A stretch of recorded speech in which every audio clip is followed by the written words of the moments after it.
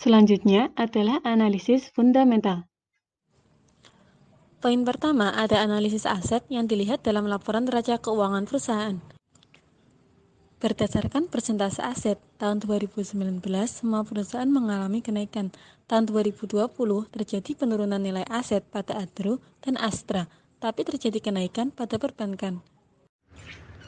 Kedua, analisis laba. Berikut merupakan hasil perhitungan persentase kenaikan atau penurunan laba bersih.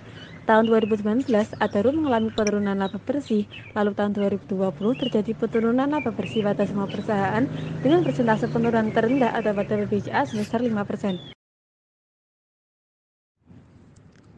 Ketiga, analisis harga saham. Analisis ini dilakukan dengan menggunakan dua rasio, yaitu rasio PER dan rasio PBV. Nilai PER terendah menunjukkan bahwa harga saham perusahaan tersebut murah. Nilai PER terendah pertama ada pada Adaro, lalu Bank BCA, Astra, dan baru Bank BRI. Untuk mengoptimalkan investasi yang dilakukan, sebaiknya membeli saham perusahaan dengan nilai PER yang rendah. Lalu, ada analisis PBV. Berikut hasil perhitungan PBV. PBV yang rendah menunjukkan harga saham yang murah sehingga sebaiknya dibeli. Poin keempat dalam analisis fundamental ada analisis rasio keuangan. Analisis rasio keuangan pertama ada return on asset. Return on asset sebagai alat untuk menganalisis efisiensi penggunaan semua aset perusahaan. Untuk nilai ROA tertinggi, pertama ada perusahaan Astra, lalu Bank BCA, Adaro, dan Bank BRI.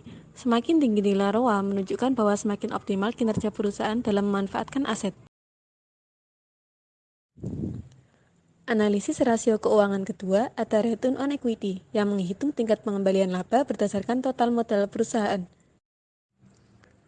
Nilai ROE yang tinggi menunjukkan bahwa semakin banyak laba yang dapat dikembalikan oleh perusahaan. Urutan perusahaan dengan ROE tertinggi ada Bank BCA, Bank BRI, Astra, kemudian Adaro.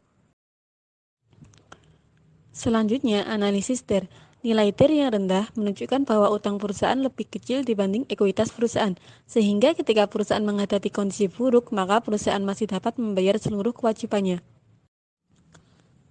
Pada tabel ini, nilai DER perbankan yang tinggi masih dapat ditolerir karena jumlah aset dan ekuitas perusahaan yang juga tinggi. Analisis rasio keuangan terakhir ada debt to equity ratio yang mengukur seberapa banyak aset perusahaan dibiayai oleh utang.